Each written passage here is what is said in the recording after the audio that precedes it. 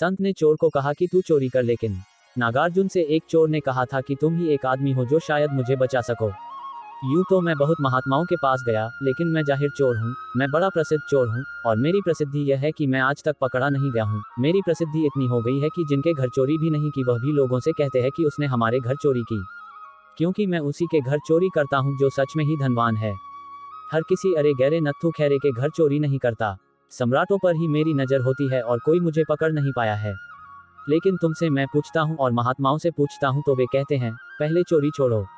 और उस चोर ने कहा, आप समझ सकते हैं कि यह तो मैं नहीं छोड़ सकता।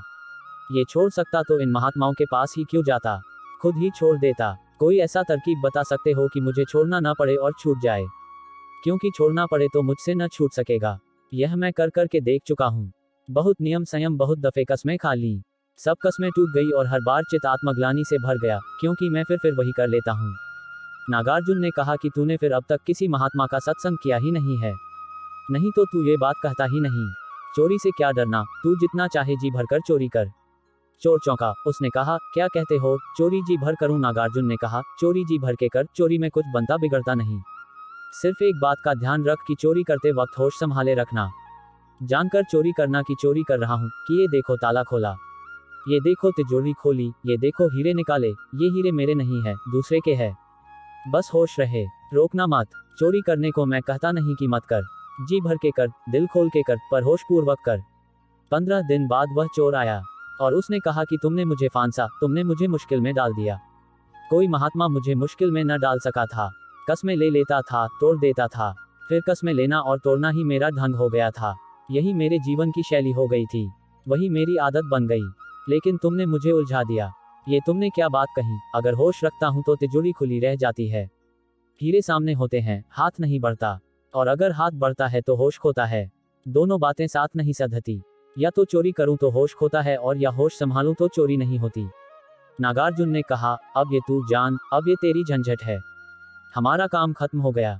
अब तुझे जो बचाना हो, होश बचाना हो तो होश बचा लो, चोरी बचाना है चोरी बचा ले, हमें क्या लेना देना है, तेरी जिंदगी तू जान। चोर ने कहा और मुश्किल खड़ी कर दी, क्योंकि 2 बार होश को बचाकर बिना चोरी किए हुए घर लौट आया, और जीवन में जो आनंद और जो शांति मैंने पाई उन रातों में ऐसी कभी ना पाई थी।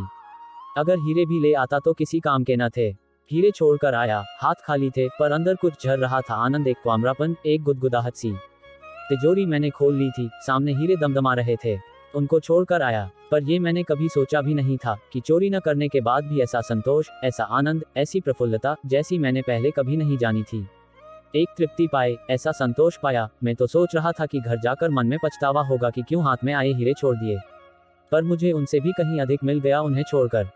मूर्छा तो अब फिर वापस नहीं ले सकता, जागृति तो बचानी ही होगी। तो नागार्जुन ने कहा, फिर तू समझ, जागृति बचानी है तो चोरी जाएगी, दोनों साथ नहीं चल सकती।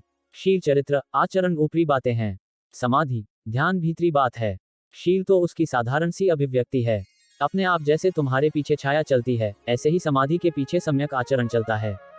सम्यक बोध हो तो उसके पीछे सम्यक आचरण चलता है। और अगर तुम मूर्छित हो तो लाख उपाय करो, तुम्हारे सब उपाय व्यर्थ जाएंगे, तुम मूर्छित ही रहोगे। अगर किसी में कोई बुराई हो, शराब पीने की, गाली बकने की या झूठ बोलने की, यदि आप उपरोक्त कहानी के अनुसार कार्य करेंगे तो निश्चित ही वह बुराई छूट